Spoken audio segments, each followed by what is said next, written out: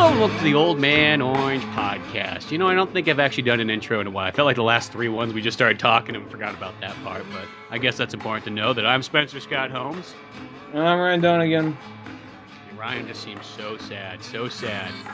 I'm not even a political person, but I don't even need to explain why I'm fucking down, but we don't get political on this show that often, and usually it's just kind of a quick, like, fucking evil Republicans, whatever, moving on. Hillary Clinton fucks a shark. Yeah, whatever, you know, Democrats are pussies, Republicans suck, but, you know, Republicans are fucking worse, whatever, but, you know. This is, though, just like, fuck, man. I mean, we may be, like, losing some audience members by saying this, but Jesus fucking Christ, I can't believe this shit. Here, I got the perfect t-shirt to wear for, like, right afterwards. I know. Is that the Sways? They live. Oh, that's Rodney Piper. Oh, okay. Yeah. Well, I just thought, like, I literally got that shirt, and it was, like, the day of the election. It was like, oh. And the next day, that once it happened, it's like, well, this is the perfect shirt. I don't think you could have a more perfect shirt for that, because we are back to Reaganism. Well, I don't even know. Here's the thing. Well, I'll say this. You know what? Because there is that thing that, you know, there's always people out protesting and things like that now. Now, when you do that, you almost are just as bad as that guy. But it is that thing when I see those people kind of like protesting and everything like that, I'm like, at the end of the day, when you do something like that, you're pretty much just as bad as those guys that would paint a giant metal statue of Barack Obama and give him a fucking watermelon and say, like, he's a fucking idiot. You know, because that's just saying that, I mean, if we're going to be in a democracy, you got to kind of accept that however the vote goes, that's kind of how it kind of works. And God damn it, at the end of the day, well, I guess you just got to go with what happens and just hopefully hope for the best. And you know that it will all change in, 4 to 8 years. Well, here's the thing with that. Part of me, I feel like, oh man, when Obama was elected, I had this initial reaction of just, whether you love Obama or hate Obama, a reasonable person could acknowledge Obama is not a terrorist and he's not trying to destroy the country from the inside, and he was born in America because, you can't get a fucking driver's license without showing a birth certificate, so much less the fucking presidency. So it's one of those things where no matter how much you love or hate Obama, a reasonable person could admit that there isn't really some giant conspiracy regarding him. And on top of that, he wasn't running things on hate. He wasn't pushing things strictly through like fear. Now, people may say that's not why they voted for Trump. They can say like, well, you know what? He's just a businessman. He's a go-getter. He says what he feels, and we need someone who's not part of the system. Yeah, but he was born with a silver spoon in his mouth in a fucking bubble, and nothing. He has not had to work. I mean, he's worked his life, but not real. It's all been handed. It's handed to him. He was born into money, and he was nanny raised, silver spoon fed. The guy has live nannies. They would throw it into his room and they go, okay, Donald, you need to eat this nanny. This is what will give you your power. No, Senor Trump. He just bites in their neck. Just starts going towards them. It is the blood of the immigrants that will feed you. Yes. So maybe he was, but no, well, it's like, yeah, at the end of the day, it's like, he never had to work for anything. He's not a kind of person who's just like, he started from the streets and, with $5 in his pocket, he started his own business. And next thing you know, he was a multimillionaire. It's not one of those stories. It's more like, Dad, I need fucking like $3 million to start like my business. Okay, son, here you go. Here's your $3 million. And then at the end of the day, when he's fucking 50 years later in life, if he would have just put that $3 million just into a regular bank, not even fucking stocks, he would actually have more money than he has right now. And he fucking crashed like every single nearly every single business he ran or started ended. It just so happens he's loaded, so it's okay. Well, yeah. So he can't. He lost his gambling license in Vegas. He could still have the Trump Tower, but he can't have. And he still won Vegas somehow. Yeah, it's like it's just so goofy. It's like I don't think anybody sees like all this stuff. You know what I mean? All he is he's a guy who's just a good loudmouth, I guess, at the end of the day. If I'm gonna give him like credit where credit is, because clearly it worked out well. I can't really. It makes me. It was one of those things. I was at this bar with a couple of friends. It was me, Wes, one of his friends, and Jill. And we were just at the bar, and for a minute, we were all kind of like, oh man, I can't believe he's ahead. And then we start joking. We start joking and saying all the hypothetical situations. Like we were saying, like, I guarantee you, every single time Trump wins a state, they just have bomb the bong, the bang, start playing, and start moshing. But then, we were all laughing. We were just having like, joke, like just, and then it got closer and closer. It started to get everybody serious. Got collectively quiet, and everybody was just sitting there drinking, watching the television, getting collectively quiet. And it wasn't like he wasn't announced yet, but like, it looks like he's gonna win. I gotta go home. I gotta go to work tomorrow. Once I was getting up to leave, everybody else like, yeah, we'll go too. And it was like we just a couple of block walk, just being quiet, being like, this really just fucking happened. And then like one of someone dropped me off like not far from where I live, and I went over to the liquor store, and I was like making small talk with the guy behind the counter. I'm like, I just can't believe this shit. I was like grabbing like a water or something. It's like I can't fucking believe this. He it seems like he's gonna win. He just like pulls out his phone. He just did. He shows me. I'm just like, oh Christ. See, I did the thing like I did the Christmas morning thing where I like, okay, at about 8:00, stopped looking at things. I'm like, it will all be fine. Once the West Coast comes around, we can always count on the good old West Coast to fix America. I'm like, it will all just pan out. And then like at 7:00 in the morning, waking up, it's like,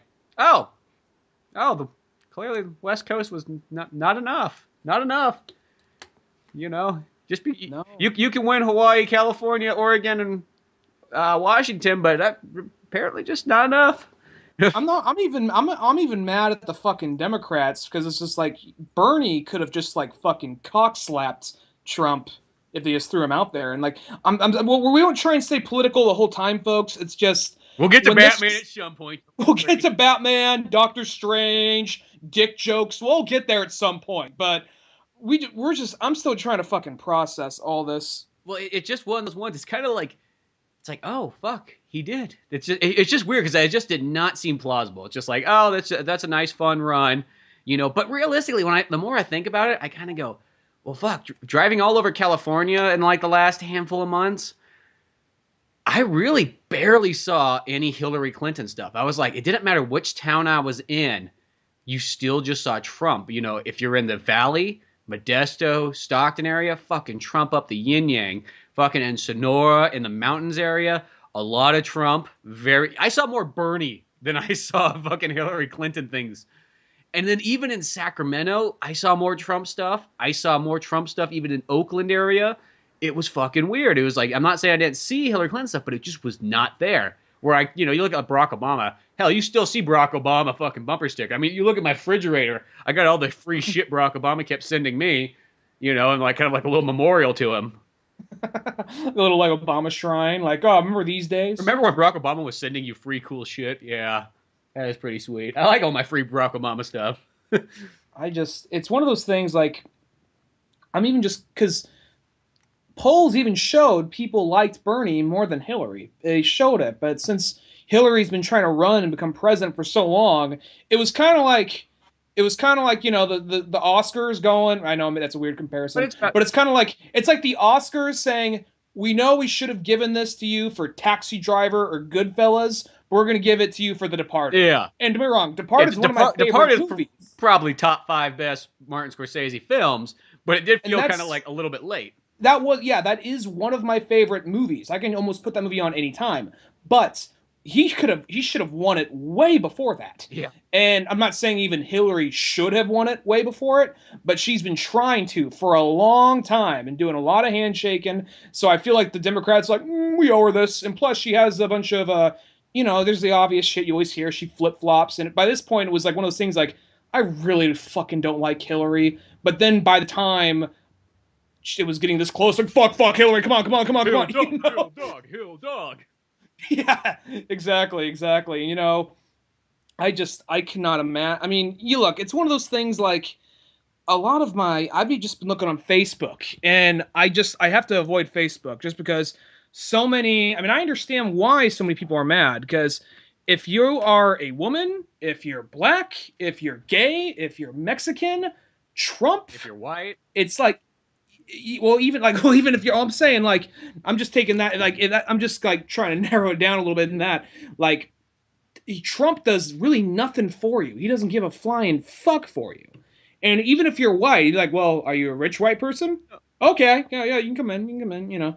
So it's like, you know, I don't.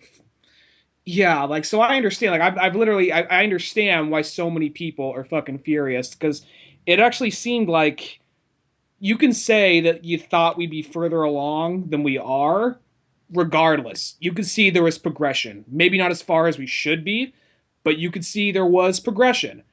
And this right here just makes you go, remember? fuck, I thought we were. Yeah, well, this is totally. South Park has been nailing it this season with everything. I Well, it's mean, funny because when you watch those last couple South Park episodes, like they clearly did not think Trump was going to win. You can see it so hard in there. So I just can't wait for the newest episode to come out because I watched it this did it morning. come out already? Yeah, there was like a 1 or 2 week hiatus because I think they're waiting on current events. Oh, because I Because checked I last was night and watching there it. wasn't one, so I didn't think there was. So if there's one today, I'll have to watch that.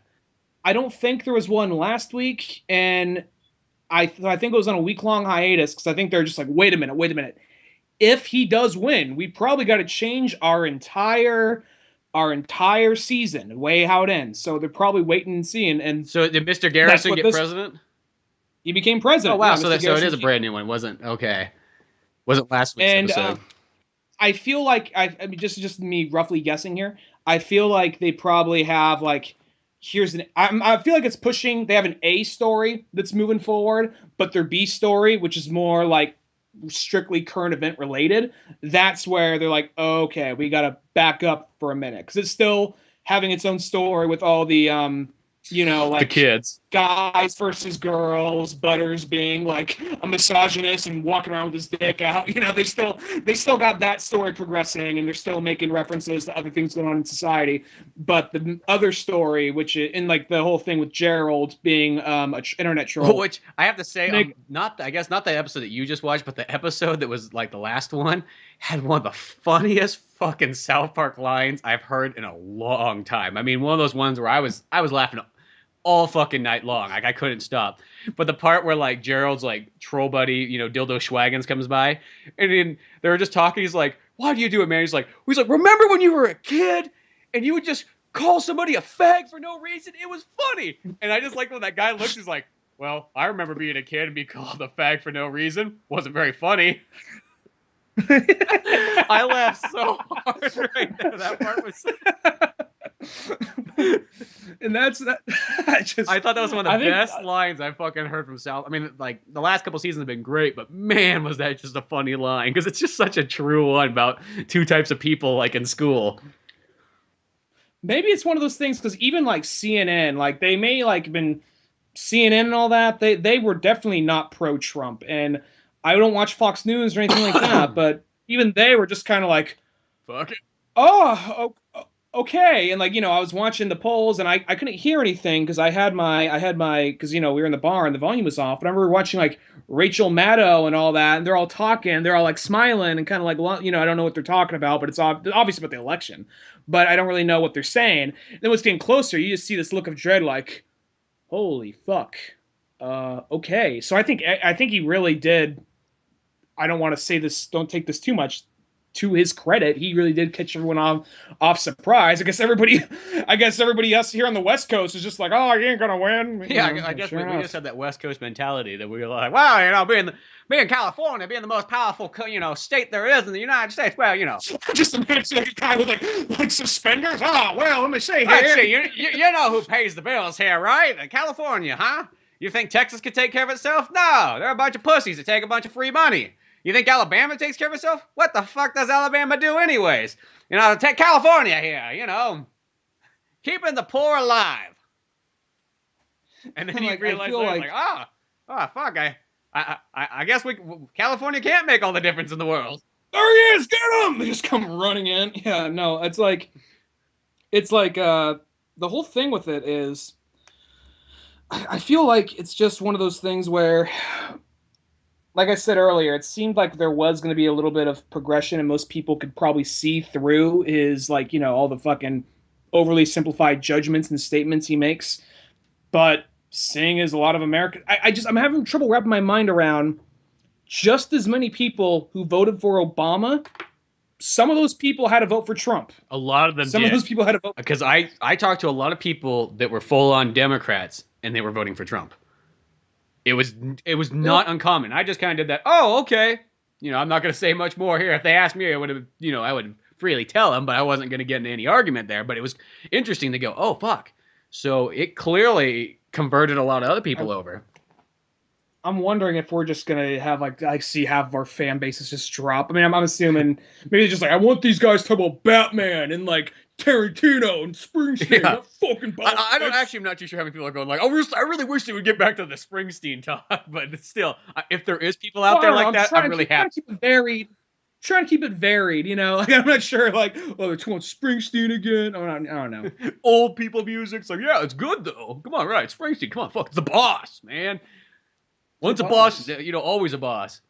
But it is. I think about this. I just hope we don't go kind of, all the things that Barack Obama has, since Barack Obama's been president. I hate when people tell you, like, oh, it's just gone downhill since then. I'm like, really? Really? All I have to do is I have to take you on a magical ride. We'll get in this magical stagecoach, and I'll Google, and I will show you all these businesses. We will go from 2008 to now. And perfect example is look at fucking car lots. Do you remember what car lots looked like in 2008, 9, and 10? It was like almost they were fucking like a compound. They were like, we got 12 Mustangs to help protect us just in case if the heathens get in, And then now you look at there's a car lot in Sonora that it is bigger than it has ever been in its entire life. It's so big, they bought more land right next to it to put like another 30 cars in there. If that does not tell you that the fucking economy is good, are you like fucking idiot? Here's my second one. Collectible items. In around 2008, 2009, of course, I obviously sold some things around this time period too. You take something like a Super Nintendo game. Like, I'll use Sunset Riders. That game was worth like $20. Maybe $20. You could sell that game for like $150 right now. What's that say? People got this extra capital to start throwing money around on, in a sense, useless crap. Great crap it is, but it's not going to fucking pay the bills, nor is it going to feed you. You know what I mean? At the end of the day. So that's another one. And then here's another one. There's a comic book store guy in Tuolumne. I know that doesn't sound too relevant here, but here's the thing. That guy's business right now is booming. I always tell him, like, that says a lot. I always said 5 years ago, if you would have opened this place, I just don't know if you would have been around, for a long time. And he thinks the same thing too. I'm like, I think you literally opened in the perfect time because people, once again, like other collectible items, they have this expendable cash to throw around. And if people have expendable cash, that to me just means everything's doing pretty darn good. Now, is life ever going to be 100% perfect? No, but that clearly means something right was happening. I just hope that doesn't die down. It's like I imagine you just like I just imagine like some fucking like redneck in a "Make America Great Again" hat with a Confederate flag, with a Confederate flag like behind him, watching Fox News, like this fucking darky for a president. I ain't too big of a fan. And all of a sudden you fly in like on a magic. Let me show you the recession. No, it's like a magic carpet that's the American flag. You're like, where are we going? The internet! Just fly in, just like, don't you dare close your eyes. Grab your dick, cause it's better. Don't you dare close your eyes. They're coming past the like, positive, like, it's like, I will say, just off topic, just for a second, kind of off topic, that part of the song sounds a little demanding. Like, don't you dare close your eyes! Look at that fucking sunset! It's fucking beautiful! God damn it! It's Jasmine's like, all right, Jesus, okay, I'll fucking look. Fucking Prince Ali. I'll keep singing too. All right. I don't know about this. We're all the way up here. They can't kill us for singing when we're all the way up here. No, that's illegal in Agrabah to sing above. Yeah, that. You get your hand cut off for that fucking throat. Abu, I mean, me and my Elephant, been thrown in jail many a times for singing. In public. Why do you think those guards are always chasing us? I mean, those, other armies that take on, Prince Ali. But no, but like just going by and just show them like all these fucking articles. Like, I mean, you could say like there's a bunch of right wing articles, a bunch of left wing articles, but if you look long enough, you could see like, you know what, some things you can't deny. Yeah, how can you fucking deny that a business is doing better than it's ever been doing in its entire life? And also, teenage pregnancies have dropped exponentially since Obama was really pushing for like, sex education in school. Yeah, I mean, like all these things, it's just like, come on. Now, I guess we could talk about, there's some positive things that happened in California, at least as far as the propositions went. Most of them all kind of went in the right direction. Got marijuana legalized, finally after, 75 years of tyranny from fucking Randolph Hearst. Mm-hmm. Yeah. Sorry, but for a minute. Because it's one of those, I've been doing some research on that in like the last handful of months and everything like that. It's just that interesting thing that's, for 200 plus years, hemp. I didn't know it was Randolph Hearst. I know somebody, some bigwig had like a bunch of articles posted about its negative effects, but I didn't know it was Randolph Hearst. Well, here's the thing. In my research that I've done, and a lot of it's been due to the good Jesse Ventura, because he's got a great book out there on it called The Marijuana Manifesto. From the original settlement of America from England and all that stuff, the main thing that they grew, the main reason for America, why it was important to Britain, was for the hemp. Because what they used it for, they used it to make their fucking uniforms, they made their ropes, their sails, everything they needed to go conquer and pillage other countries came from America's hemp grow. And that went on for like 200 years, I mean, obviously the Americans were like, fuck you, we're keeping it for ourselves. But, in the Civil War, that's what they used to make all their stuff. And then they started erasing it in history books once you get to about the turn of like the 1900s. Because they started telling us those lies where it's like, oh yeah, America was raised on, cotton. Not fucking true at all. I mean, yeah, cotton was there, but hemp was the big one. And when Randolph Hearst, this is the reason why that propaganda has been fed for the last 75 years, is due to DuPont and Randolph Hearst, and then I think one other guy, because they owned a bunch of tree farm areas. Hemp was the thing in the 30s that was becoming the big threat, because they just invented the hemp gin. And even in Popular Mechanics, the cover of that magazine, it said the hemp gin. This will be the biggest thing of the 1900s. And about 2 years after that came out, Hearst just started printing all these things. They said, oh, it makes black people crazy. It makes them do violent things and rape white women.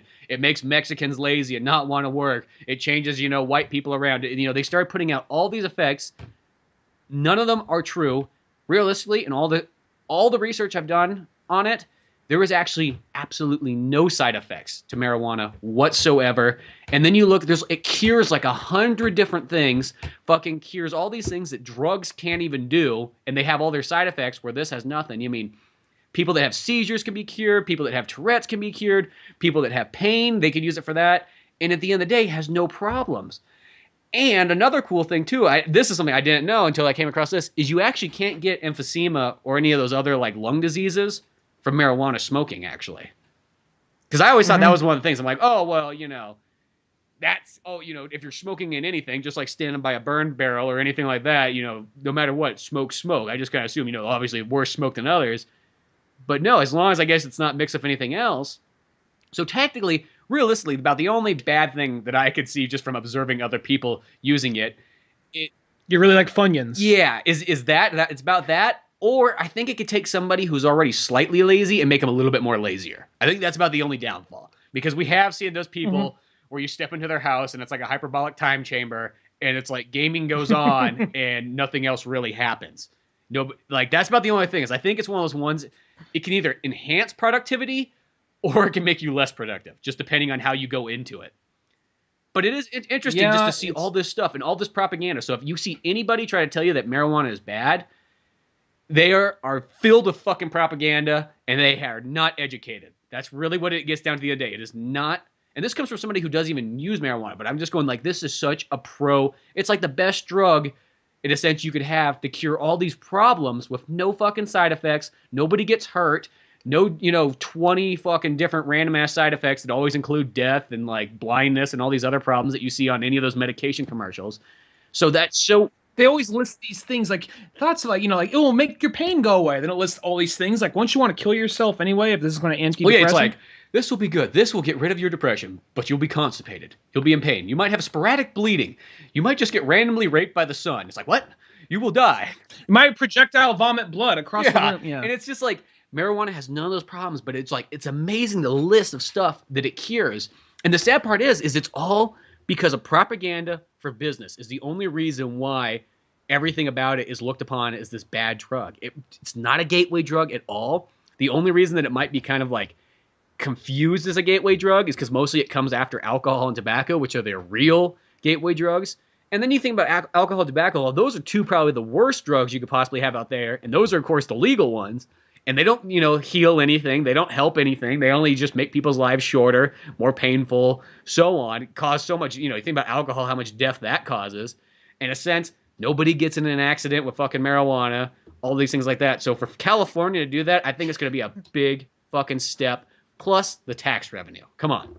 Plus Bill Burr said it best. When was the last time there was a deathly automobile accident where someone was stoned driving a donut store at 1 o'clock in the morning? It's just one of those ones like, and the only way that you would, somebody would try to tie. Or Bill Maher, not Bill Burr. Sorry. Go ahead. Somebody would try to. Well, that would have I would have believed it from both of them. So. Yeah. Somebody can always find ways to tie stuff together of why it's bad. But at the end of the day, you can't really deny it. You know what I mean? I like what Jesse Ventura said too. He's like, for all the religious people that come to me and go, well, blah, blah, what about this and that? It's like, if God put this plant on the earth, don't you think he wanted it to be used to heal people? Why the fuck would he have put it here? There's also that thing of like, this is more religion than politics, but there's also that thing of like, God doesn't want competition. You can't like anything other than God. It's like, so I can't like Batman? No, you can't like Batman. That's drawing worship away from the Lord. Like, God's a really jealous, pissy girlfriend. He really is. It's like, so by having Batman statues and Super Mario Brothers ones looking at me right now, I have like defaced God somehow. Yeah, exactly. He's just like, oh, it's okay. So that's you want? You want me to walk around in like a fucking black cow? Yeah, I do. Yeah, I'll be more cooler if you did that. Like, fuck you. I like the white beard. I like the robes. Like, you don't get mad at me, dude. It's okay. I can hang out with more people. Like, fuck you, dude. If Moses was here, he would shitty... make us melt down our action figures and drink them. Yeah, he probably would. And that sucks because over the last like 2 months, I've kind of started like, it's one of those things like for a while I would just buy like 1 or 2 a year, and then like in the last like 2 months, I don't know, I just got bit by this fucking capitalism bug. I'm like, oh, that one's kind of cool. Fuck it, here's $25 or here's $30. Okay, I got this small Batman collection behind me on my dresser. There's nothing wrong with it. Sometimes you kind of go there and you start. The worst thing you can do is you could sit there and go, start calculating how much you paid for each one, because the next thing you're like, holy fuck, there's $1,000 worth of plastic looking at me. Well, there's one thing a friend of mine came over like not so long ago, and actually she wasn't being too shitty about it, but she just kind of saw those figures there, and she was like, she looked like she wanted to say something, but she was kind of backing off for a minute, and she was like, all right, how much do you think each of those is? I'm like, well, each of them's probably somewhere from $15 to $28. And she's like, that's a lot of money for things just kind of sit there. And we were both a little buzzed, so that's where we kind of got in a very sophisticated kind of debate. So she was probably voting for Trump, is what you said. No, she's not. But she's one of those people that like she'll go see whatever Marvel movie that comes out, and she might play like some of the video games or watch Flash, but she's probably not someone who reads a bunch of the comics. Yeah, you know what I mean? Exactly. For some reason, that's okay, but this other one's not. But no, yeah, that's kind of had a little bit of that conversation with her. We didn't get shitty with each other. She actually, I think I got on my side. Basically, I said, okay, between how many drinks you bought at the bar tonight and then taking the Lyft ride over here, how much do you think you spent? She's like, $40. Like, that $40 went away. We're never seeing it again. This $40 is always these $25 is always right here, and it's staying there, and it looks until cool. Moses comes by and melts it down and makes me drink it. Yeah, until Moses comes down, and she's like, I kind of see that, and then then she got on the aspect of just like, of like, oh, well, still, it's kind of like the price you kind of pay when you go out and try to be sociable, try to meet people. Like, yeah, you don't go to the bar all the time. Just like, I don't, you don't go out all the time. You're just gonna kill your money that way. And then I just said like, well, then I saved myself like, oh, I only go to the bar with people I like. And he's like, oh, that's sweet. Yeah. So, well, it's kind of, you can kind of justify, because whenever anybody kind of like says that, you kind of go, well, what do you blow your money on, in a sense? And a lot of people too, it's like, if they go like, oh, why do you buy these action figures? I'm like, do you buy anything to decorate your home? It's like, oh yeah, I get furniture, or I have these portraits, or I like these like weird little statues. I'm like, same fucking thing, no different. It's just we decorate our homes a little bit differently, but at the end of the day, we're still buying decorations, And it's sort of like, yeah, some people might. Yeah, I always like, bar is a good example, because you look at those people, because a lot of times those are the people that always go like, well, why do you spend money on like video games and all these things like that? It's like, well, I don't want to go to the bar and spend. I could go to the bar and spend $50 a day, or every couple days, like you might do, or I could just buy $50 worth of games every single time I thought about that, and at the end of the day, I'd have way more entertainment that I personally like. And it's one of those things I don't even mind. I still go to the bar every so often. So don't take me as me being shitty. Like, you drinking that alcohol, fucking faggot. Don't take it as that. But it's one of those things where it's just kind of like, everyone's got their vices, and mine's just a little less. I don't know. Don't take this the wrong way, because I still go to the bars and still drink every so often, but it's a little less self-destructive, and it's like, smaller doses. Exactly, and that's what I mean. It's just most people that I just always notice, they've complained. They actually look, or there'll be people. It's like, oh, I could never afford one of those video games. It's like, well, you buy a pack of cigarettes like every day. Clearly, you could afford them, and they would be way less harmful than what you're doing. Actually, they'd be more educational. But so it's just, I think it's just kind of funny when people do that, and then you just kind of like, okay, if you're going to judge my life, let me take a look at yours really quickly. Oh, look, you got more problems than I have. Go figure. Mm-hmm. But speaking of good stuff, though, the more you know. Good stuff, though. Yeah. Okay, let's get positive. We could skip past Trump. We got the good marijuana thing passed. But here's the thing. I've been having like this like super fucking Batman oriented last like 2 weeks or so. And I'm kind of bummed, because I got this Batman, the Caped Crusaders, this Batman 66, fucking Adam West, Burt Ward, Julie Newmar, all revoicing it. And it's like, I think that's such a smart way to go. Make a cartoon of the old show, because it'll never really feel different. And I just got it in the mail, because when I went to the store to buy it last week, of course, they didn't have it on Blu-ray, so I had to order it from Amazon, and it took like a week and a half to get here, but whatever. But other than that, though, I played through Arkham City again on that new version that came out for PS4, and I had a great time with it. I actually kind of forgot how short that game sort of was, though. It's like, oh yeah, it does kind of end in about maybe like 6 to 8 hours or something like that. But whatever, such a good game. And then it was kind of cool, because it came with all the DLC, and some of it I just never had anyways. So I got to play. There was one called like Harley Quinn's Revenge, which was actually pretty good. It was a good like hour-long one where you get to play between Robin and Batman, pretty much fighting off Harley Quinn after the Joker died.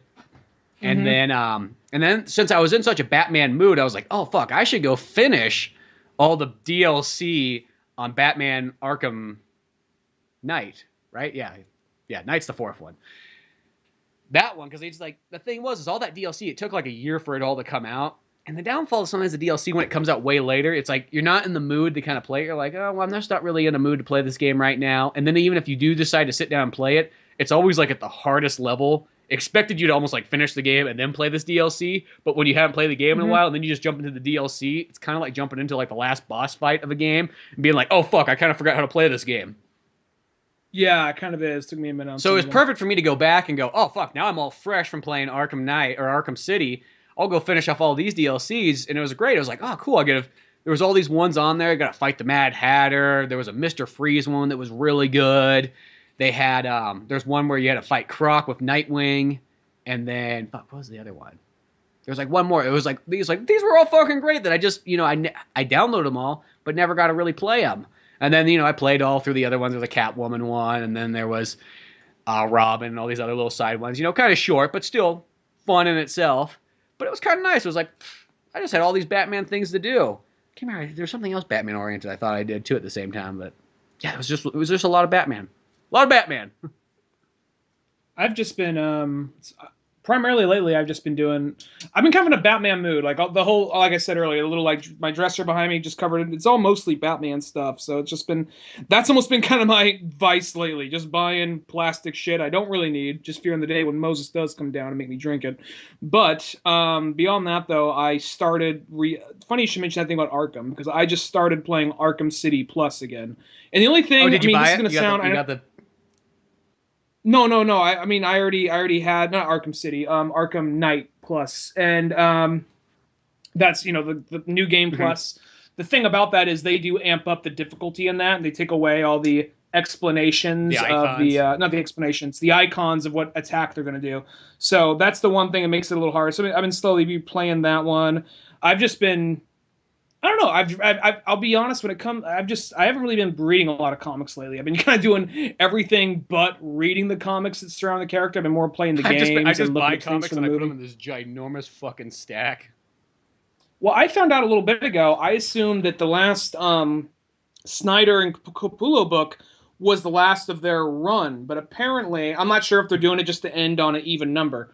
But they apparently in December they're coming out with a volume 10. Now, I don't know if that is an official, like, goodbye from Snyder and Capullo, or if it's just kind of like, here's a couple of miscellaneous issues leading up to Rebirth. I think that's what it is, because I don't think there is too much more left. It's either that, or it's going to start off with, like, 1 or 2 issues of Greg Capullo and Snyder, and then go into some other writer.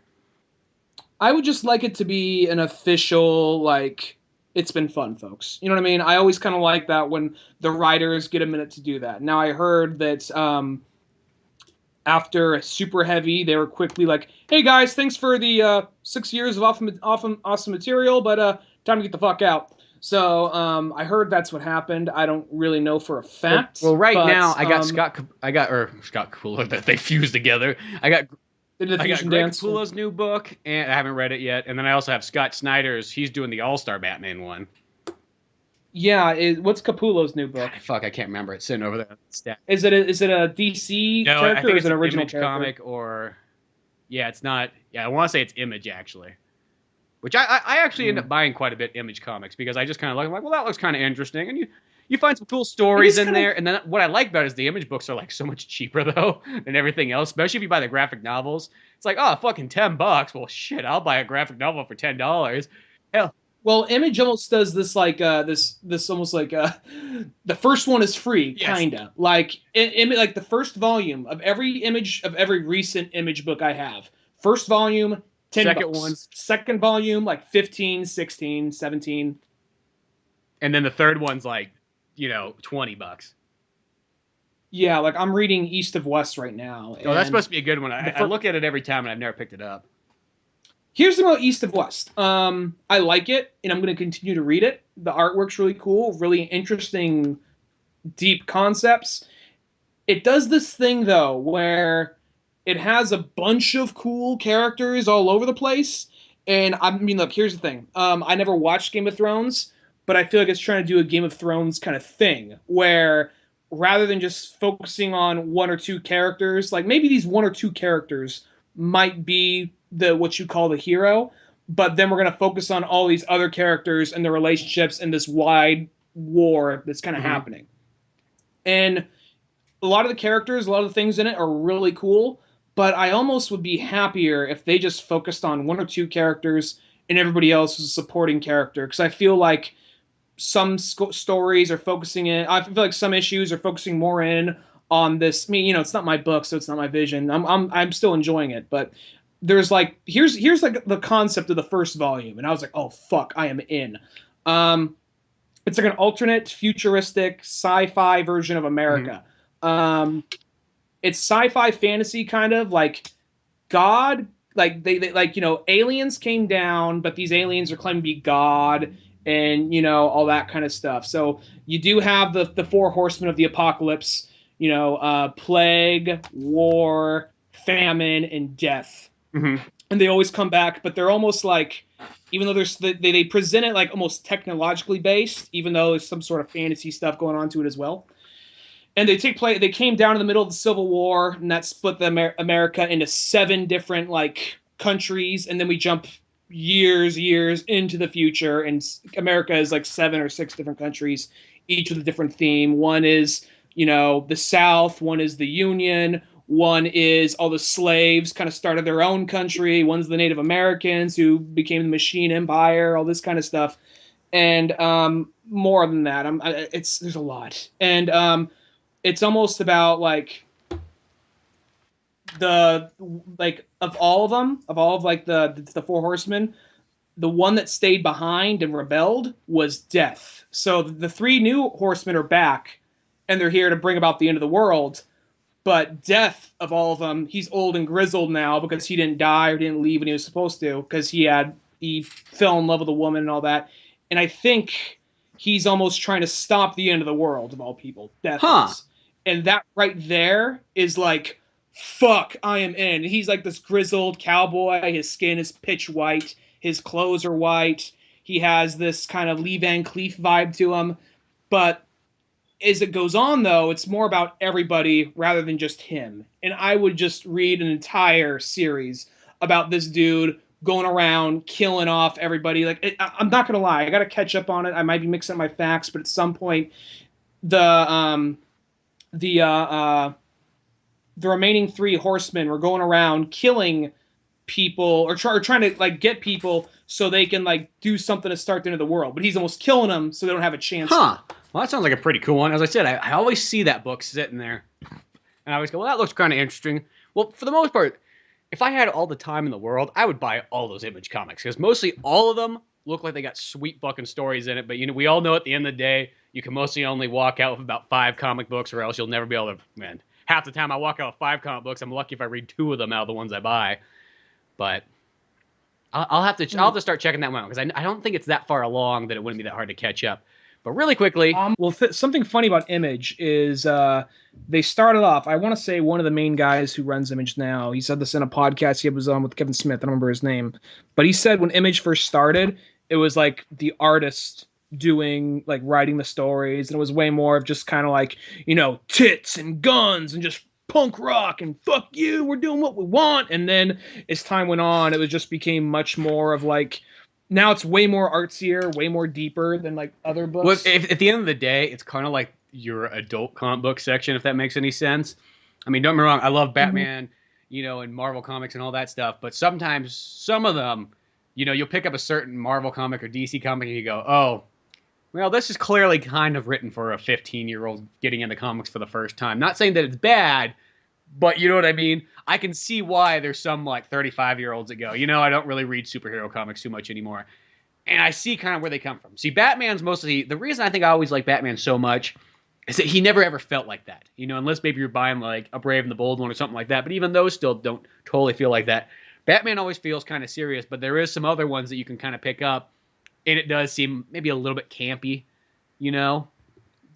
It's more like I see what kind of steers me away from comics sometimes is big crossover events that go into multiple issues of other series I would not usually sadly read. Enough, those things are mostly never very good. There's like some good ones here and there, but they never really get to me. Even though like, I mean, of all the Marvel movies, I know a lot of people are going to scream blasphemy, but 2 of my favorite Marvel movies, one of them I think people will agree with. The other people are not going to agree with, because you and me are kind of like some of the only people that really like it a lot. But Avengers 2 and Captain America Civil War are 2 of my favorite Marvel movies. And those right there, those you need to see everything to get those. But something about comics, maybe because there's so much more you got to catch up on, and there's so much more history and more detail behind it. But usually, it doesn't. I'm still looking forward to Justice League, and I'll read Justice League every so often. But I'm not really big on these giant crossover events. And every so often, I can kind of see the dollar signs and what they're trying to do. Mm-hmm. I was at the comic book store a little bit ago, and they had just one of those like magazines, like upcoming comics, and who was on the front of it?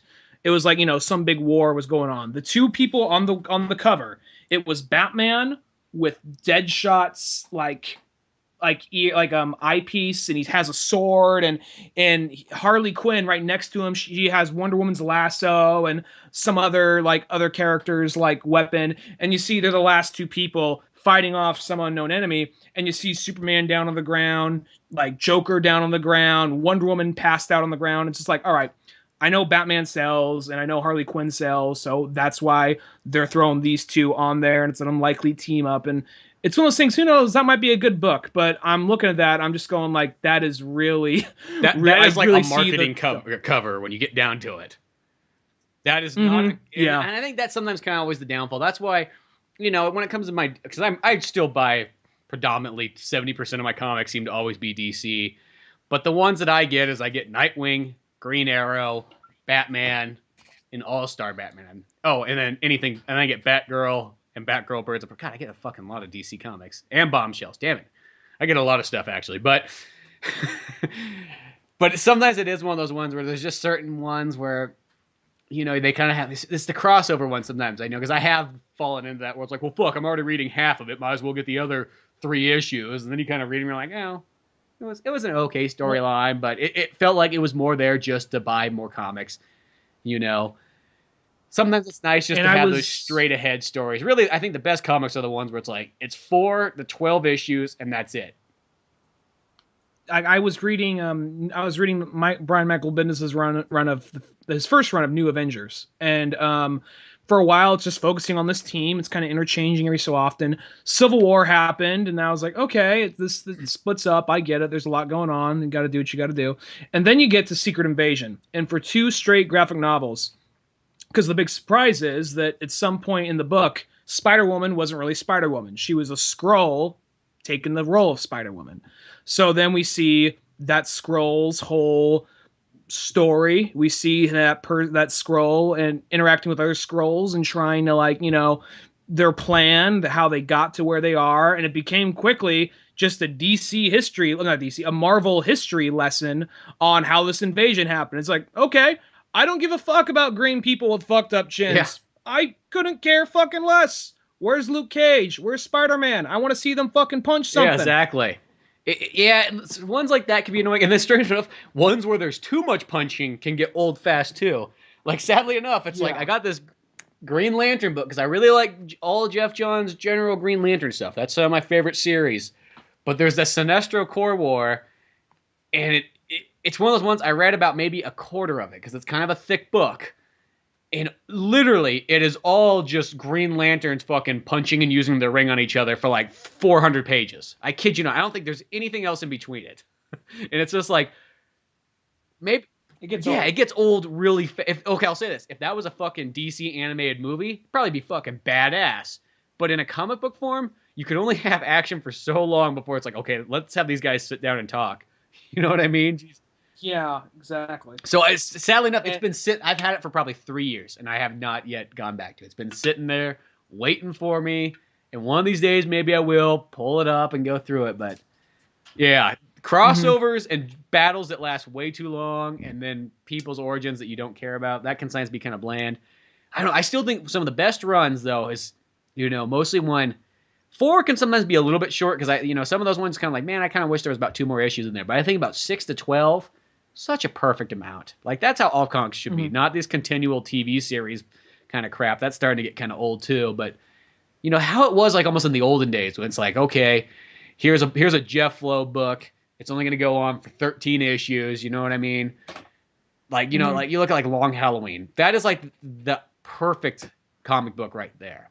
Or, you know, Hush. Another one where it's just, like, it's just this storyline. 13 issues. It doesn't feel like you got to keep going. It's just, that's all it is. You could hand it to somebody, go, here, read this. You'll fucking enjoy it. I wish comic books would do more of that. You know, there's one that I read that was close. It was that Batman Europa one, because it was just 4 issues of Batman and Joker having kind of a virus in their body. They're like, fuck, we got to go do this together and fucking solve this mystery. Well, come on, Green Bean. We're going out of here. I'll say this. I got that book too, and the only thing with that is the second artist is a little bit kind of confusing. Well, no, not even that, because each book, each issue is a different artist, and that's fine. What the thing about it, and like what it is like they're both like struck with a virus, and they have to work together to get to this virus. They got to go to Europe, and every issue is a different country in Europe, and that's cool. That's an interesting concept. The only thing is, I feel like when it gets near the ends, and everybody has a different interpretation, so don't take it as me being the way I would have done it, but I don't feel like they really understood Joker by the end, because the whole thing about Joker is he enjoys getting the fuck beat out of him. He could take it. He could handle it. I understand they needed to have something bad to happen to him after he fucking killed that one girl that was helping him. But yeah, spoilers.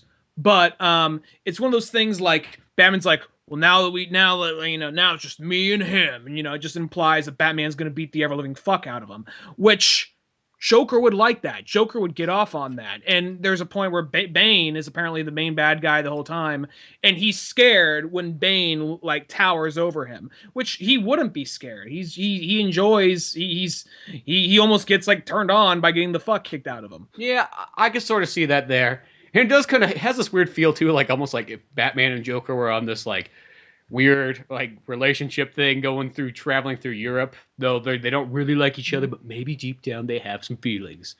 I don't know why, but like there's just kind of lines written in there that's kind of like, oh, okay. It's like, I can't let him die. I mean, I hate his fucking guts, but god damn it, he's just my main villain, my main squeeze villain. You know what I mean? I'm not nothing gay about or anything. And then Joker's lines will come up and just like, Bats is always there for me. No matter what, I just don't see a point in living if he's not there. I don't see the thing with Batman is if he lets Joker die, if he like kills Joker, then or willingly lets someone else kill him, that means he's lost. He almost has to like he wants to almost defeat Joker with the morals, but his morals can't really do that. And Joker, he's like, I mean, it varies. Sometimes he wants to kill Batman. Sometimes he'll just put him through the ringer because he knows he's going to come out of it on top, and he's going to have more fun with them. So it's kind of like, I think, as far as like, I think one of the best like Joker speeches that sums up their relationship is the Heath Ledger speech at the end of Dark Knight. That sums him up perfectly. Oh yeah, no, that's definitely true. Well, it's kind of funny because I finally like I had that Batman Europa book sitting there forever, and I finally started reading it. And it was like right as I was playing Arkham City, I'm like, oh well. It's kind of the same storyline in a sense, because that's what Arkham City is like, we both got the same fucking virus, but I gotta go out and do all the goddamn work. I will say, I don't know, I feel like it depends on the writer, like what's their relationship, which I understand. Character's been around for 75 years, you gotta mix it up. But speaking still in comics, but not on Batman in particular, even though he's in the book a few times, have you read Superman American Alien? No, I haven't yet. It's one of the many ones I look at, but it's like that kind of thing. It's like, man, at the end of the day, you can only choose so many comic books. That one, all right, get that one as soon as you can, because that's probably one of the best Superman origin stories I've read in a while. And I know that origin story is like, again, but you can say what you will about Max Landis and how sometimes in some interviews or blog posts, he can seem kind of irritating and kind of like a know-it-all nerd, but he really does understand Superman really well. And he wrote a really good story. And it's basically each issue is a different point in Clark Kent's life before he's Superman. And some of it's kind of like actually not before he's Superman, but like when he's before he's Superman to first trying out and being Superman. So in each issue is a different artist. And it's kind of like the first one, it's his boyhood. And I kind of read the back, and it kind of like says the inspiration for each one of these. And it's like each one almost seems like it could be its own standalone story, but it all builds up to something. First one, it's about him like being a little kid, learning his powers. And it says like heartwarming, fun, Pixar, the couple of keywords they would use to get the point across. Then like second one is like worst day of his life, gritty, harsh reality, and it's kind of like, teenager Superman, like first witnessing a death for the first time. And then like as it goes on, like this one's more of a political thriller kind of thing, because he's a journalist and he's meeting Lex Luthor. It's kind of has a lot of Aaron Sorkin inspiration. This one right here is just a full-on balls to the wall, fun, beat 'em up brawler. This one's kind of like indie dramatic comedy between Superman and Pete Ross, and like each one's his own standalone story, but it's really good. Like they got one. It's like this is the first time that Clark and Pete went out to try to buy split a hooker. They're like, okay, we got $250, man. We got to split it. very much fitting into like just. It was just one of those times. Like, I don't look back on that moment fondly, but every like 18-year-old boy needs to have some fun at some point. Well, each book had not each volume, but like a couple of volumes managed to get in. Like, okay, they managed to get in like him coming across Batman. They fit Batman in there pretty well. They fit in like Parasite. They fit in Lobo, Lex Luthor, of course, and it's a really good book. And it's it is pretty. It's actually pretty funny at times. There's one where it's like I think it's issue 3 or issue 4. He's kind of going out seeing the world for the first time, and he's in a plane with somebody. The plane crashes. It's like a private pilot. He then crawls onto a yacht. There's a party going. And like, hey, it's Bruce Wayne. Like, what? Yeah, man, happy birthday, Bruce Wayne. You have to be Bruce Wayne. You got black hair. You made that big splashy interest in the plane. How's it going, man? And then like this one like hot girl comes up. She's like, yeah, so what these guys are is they're all like Bruce Wayne's friends, it's in quotations, and they just throw a party on his birthday, and they just think you're Bruce Wayne. They're assuming you're Bruce Wayne. Just play along with it. So it's kind of like this fun story. He's kind of contemplating life, and it still has some funny moments in it. He bumps into Oliver Queen, and at some point near the end of it, you see Bruce training at the League of Assassins, and Ra's al Ghul's like, Master of Bats, you might want to come see this. He takes him over. There's like a tabloid thing on TV. He's like, who's on my yacht? That's pretty funny. Yeah. That sounds kind of like there's a Marvel book called Spidey, where it's all kind of like pocket stories in a sense. I mean, I guess you could slightly interconnect it, but it's almost made to be that like, hey, you need a fucking comic book to read on this train ride, pick this one up. You don't have to worry about having the previous one because each story's kind of self-contained, or each issue is. Which is kind of nice. I like that style. Instead of having to be this like total like you have to like read the other ones beforehand or else you'll never be able to catch up. But is that a Superman American Alien? Is that a continual story, or is that one like a 12-issue run or something like that? It's a 6-issue run, and it's one of those things where each story could be its own standalone thing, but there's a little bit of information passed on through each one, which kind of brings it back around. Like he brings it back around to later, because I said he bumps into Oliver Queen on the boat, jumps to a story years later. He's at a press conference as Clark Kent, and he's in the middle of like doing a big press conference to go see. He's like, Bruce Wayne? Bruce Wayne! Points on the crowd like, get up here! And then later it just cuts to the helicopter. He's like, so you're not Bruce Wayne? Like, no, I'm not Bruce Wayne. It's okay. I was being kind of a douchebag back then, so it's all good. I deserve that. That's pretty funny, but I like how it ends. It's not like it's still going on or something like that. That's kind of nice. It's all basically like the last issue. It's like the early point of his career as Superman, and he's fighting Lobo for the first time in Metropolis, and he's still kind of learning, and it's kind of like each one has a particular theme. And this theme, it's more of like how harsh the galaxy can be and life, because he had a falling out with Lois, but they get back together at the end. It's just like, what happens from here. Oh, that's cool. Perfect. That's a good one to jump onto because, yeah, the stories that where you got to like, oh, they got to catch up on all this other crap. That's always just too much sometimes. I mean, not saying, realistically, yeah, you can kind of jump in at certain breaking points, but I kind of wish they went more back to like, okay, yeah, just because these things are numbered, it's like this is just like a 6-story run. It's not going to be a continual, this thing's going to go on until the sales drop kind of story. But that's pretty sweet. Another thing is I feel like... Or go ahead. I was going to say, I feel like what they do now is like, okay, because they always renumber it. There's so many like Captain America or Spider-Man Volume 1s. And I think that's going to be confusing to people. Which one is it? You know what I mean? I think they're kind of going more for their audience than anything else. But usually, I think you could pick up most Volume 1s, just kind of figure out what's going on, unless you're reading an X-Men book. But I feel like that at some point, Jeff Loeb said it best. Just like, okay, what's this one? This is a Batman series. It goes from 1 to 12 issues, 1 year long, and it just has, it's Batman Hush. Or this one, he wasn't even using his own, but he was like saying, we just call them each, like, give it a name and give it a title, and that's issue 1 of that. And people are smart enough to figure it out from there. No, that's really how it should be. And I think it's one of those ones, they should have just the number on the outside be that, and then for the super collector, like say it's Detective Comics, when you open up the magazine or the comic book, it says, issue 942 on the inside there. But of the series that you're reading, it's just issue 1 out of 12. You know what I mean? That's how it should be. And I know Marvel's they actually are a little bit better about that, because they will do the thing where it's like, here's issue 1 of this story run, but it is actually issue like 17. So it's like, that's kind of nice at least, but still looks kind of confusing if you just walked in. Speaking of Marvel stuff, did you watch Doctor Strange? I did. We went and saw it, like, I guess right after we did that last podcast we did. And it was one of those ones like, oh, fuck, we gotta go sit down and watch this one now. Not like in a bad way, but it's like, oh, fuck, we gotta go out of my way to watch a movie about fucking superheroes. But no, it was like, oh, let's go watch Doctor Strange.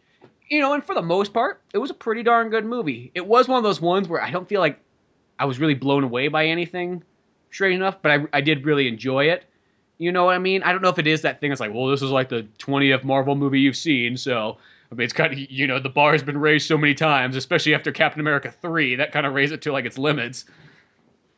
Well, I feel like it's one of those things, it's a very much, here's the way I view it. It's a very much by-the-numbers superhero movie, like all the beats and all that, but the writing, it's kind of like an Iron Man, where the writing and acting is good enough, and then to where you're like, okay, it doesn't seem as cliche, because... they're actually pretty witty with the writing and the acting's good. And then you bring in the supernatural aspect, which we haven't really seen in the superhero movie in a while. And then it's the way, I gotta say, visually, that's the big thing of the movie. Like the crazy effects and battles, like when they're having a battle in Hong Kong, timer's reversing and they're having this big fight while everything's just like unfolding and rebuilding itself around them. Like that kind of stuff. It's more like those kind of things. And how, like, you can't out-muscle this guy, so, I mean, spoilers. You can't out-muscle the bad guy, so he does the time loop thing. Like, that's the only way you really could beat him in that particular, as far as I know from what the movie's telling me. Yeah. And the main reason I wanted to see the movie, even though it's a next Marvel movie, I probably would have saw it regardless, but the thing that made me more curious is it's one of the main writers in the movie is C. Robert Cargill. And who he is he was a... film critic for Ain't It Cool News, and then the way I got introduced to him was before the site Double Toasted, it was a site called Spill. And it was a movie site. They tried to be funny with the reviews and all that. And he was the guy I usually agreed with. Eventually, he left off to go he said, I got projects in the works. I can't say what they are. I'm like, oh, good for him. And then he put out like... He put out Sinister, he put out Sinister 2, and he has 2 books, and now Doctor Strange. And you can catch him now on fucking Junk Food Cinema. That's now the podcast that he's on. He's on, yeah, and the thing with that is, so he's on, and he'll like go on Double Toasted, which is basically what's left over of Spill. He'll go on there and talk sometimes, and he's I don't always agree with him, but I really like what he has to say. He's a very smart guy. He's incredibly knowledgeable. Even when they talk about some weird random movie on Junk Food Cinema, I'll be like, oh, I did not know that was going on at this time. Like, I feel like I walk away knowing something new about the film industry whenever he talks. So I really and so that's the main reason I wanted to see this movie, because he was one of the writers. No, I totally agree there too, because that is kind of on Junk Food Cinema, one of my favorite podcasts. He really is the main reason why I like that podcast a lot. As I say, yeah, sometimes you don't really agree with him, but for the most part, he's pretty optimistic and pretty much has good things to say with a bunch of history lessons involved too. There's a podcast he was a guest on called Movie Crypt. I never heard about it, but it's actually, until he left a link on his Facebook, and it was the Movie Crypt is basically, it's 2 guys who are filmmakers who actually have some movies in the industry, and they're more independent movies. But he came on there and he was just talking about his whole career for like 2 hours. Some things I didn't know about, but one thing he said is like, when I was writing for Ain't It Cool News, there was like some movie, and I never saw this movie. He named some movie. He says like, I did not like the movie. It's not that it's a bad movie. It's just, it didn't click with me. And I wrote that in the article, but then I'm like, you know what? I'm not going to post this because this is an independent movie. It's not made for me, but someone is going to see it and someone is going to like it. So I'm not posting this article. And when I heard that, I was like, fuck, I got so much more respect. No, that's definitely something there you can kind of trust because the fact he wasn't going to sink anybody else's ship. And then, that's how I look at movies and pretty much anything else nowadays is I go, sometimes you watch something and you go, it's not that it was bad, but it just wasn't for me. That's just kind of how it is. And yeah, so going back to Doctor Strange though, because that was actually the thing that would probably like realistically like I would have saw the movie regardless probably, but what gave it that extra bit of level was probably one of those ones that most people at Marvel are like, that's probably not why we're assuming that Robert C. Cargile's not gonna be that guy that's gonna fucking attract just anybody to the movies. But for me, it was like that gave me that extra 10% of like why I want to be there. And for the most part, I really enjoyed the movie. I think it was definitely an origin story by the numbers, but had, the Asian kind of mystical flair to it. They did use a little bit of like that, the classic Marvel relate to the audience with fucking pop culture references that were a little bit obnoxious. They weren't there that much, but they were enough to go, okay, calm the fuck back. I just don't, you know what I mean? We don't need that kind of crap in the movie, Was it when he was like calling like when he was calling Wong different names of different like single named celebrities like Bono? Yeah, it was just you watch that kind of stuff. It's like okay, it clearly makes the audience laugh, so obviously I see why it's there. But kind of it's like to me, I think this was once. I think that works great for people that don't really care. Like, oh, I only fucking watch the Marvel movies. Comics are fucking gay. For those people, those lines are great. But for the person who's like, I actually really like the comic books, then you're kind of like, oh, those are a little bit cringeworthy lines, But whatever. They weren't there that often. They're enough to notice, but not enough to like detract too much from the movie. You know what I mean? Not as bad as maybe some extra lines in Thor and some of the other ones. But yeah, no, for the most part, it's pretty cool. I think they did kind of rely a little bit too much on like their fucking like city, shifting kind of like CG. It was kind of like it was in there a lot. It was like, oh, that's not just like one scene. That's like 5 big scenes. Maybe I don't know.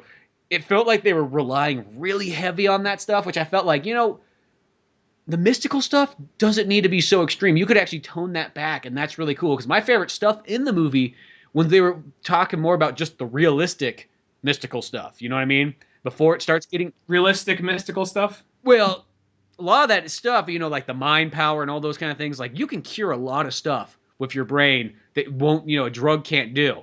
You know what I mean? You could cure cancer if you concentrate hard enough and meditate on it. You can do a lot of powerful things with your mind. So I like that part of Doctor Strange. Then it's like they got to go like, okay, after he does that, then he can fucking bend a city in half. And it's like, oh, okay, I wish it's, it sounds weird, but it's almost, I guess it kind of felt to me sort of like how the first Captain America movie is. And I like that one too. But at the same time, I kind of almost wish, that first Captain America movie could just be told as a regular war movie that just happens to have Captain America there. And I think I would have liked that more than trying to make it more fantasy oriented. And that's strange enough with Doctor Strange. I almost would love to see, because, the handful of times that I've read a comic book and Doctor Strange has appeared in, I'm like, he actually is a really cool character. I've never sat down and really got into him. But the small stuff that he's in, I think is really cool. But I think it'd be one of those ones, like, I would love, like, a really serious Doctor Strange movie that maybe didn't have, almost treat it like a Wolverine side story where it's like, okay, we don't actually have to have all this flashy stuff. We can focus more heavy on the story and maybe some in-depth kind of, like, things and make it a very, like, thinking man's movie. That would be cool. I know that the sell for Marvel, they need kind of the flashy, pow, zang, boom kind of stuff. And don't get me wrong, still fun, still really good. But that to me, I kind of just look, I'm like, man, Doctor Strange, that's probably what make it cool. And I bet you if you sit down and read the comics, that's what you get a lot of. And that's probably why people really like Doctor Strange a lot. Well, they are going to come out with the second one. I feel like when they're not so sure, when they think it's going to be kind of like a weird, like, all right, this is not like one of our like B-level characters. This is like a C-level character. It really is. Not that he's not important to the Marvel universe, but he's like, I'll say this: if you can make an Ant-Man movie, you can make a Doctor Strange movie. But I was still surprised Ant-Man got made even during all this stuff. I'm like, I don't think his comic's going to say. I almost thought now they're coming out with Ant-Man and Wasp. And in all honesty, not to bring that character down, but I almost assumed it would be like, okay, they're making an Ant-Man movie, so it's not a big deal when he comes in the Avengers or when he pops in whatever other superhero movie. I almost assumed that's what he was there for. And then like, Oh, they're giving us another own solo movie? Well, that's cool. I'll see that, but I'm kind of surprised. But regardless, Well, the anyway, thing is, I'll say about Ant-Man real quickly. There's a lot of people out there that they tell me they're like, "Oh, dude, Ant-Man's like my top 2 favorite fucking Marvel Studios movies." So I'm like, "Oh, I mean, like, don't get me wrong, I like Ant-Man, but it was good. Captain America good." Well, the thing about the thing about this movie is, like I said, it very much goes by the numbers of the story beats, but that's fine because I mean, how many origin stories can you tell? And I think, in all honesty, for a character like Strange, you could do one of two things. You could do what they did, or you could have it be he is the Sorcerer Supreme. He's been at this for a while. We have a few little flashbacks summing up what happened. And you could do either of those versions. I think they chose the safer one, which I get. You know, there's a reason the character's a little bit weird. So I mean, I understand every decision, like the way that movie's made. It's perfect for mom and pop in Oklahoma, because if you went to Doctor Strange, the movie would be too strange. It's kind of like Deadpool. If you went full Deadpool, that might scare away people. You got to kind of pull it back a bit. And with Doctor Strange, I understand. Do the same thing too. Pull it back. Have those elements there, but don't go too heavy into them yet. Don't make this some kind of like psychological, like thinking man movie. You know what I mean? That's like what Doctor Strange should be.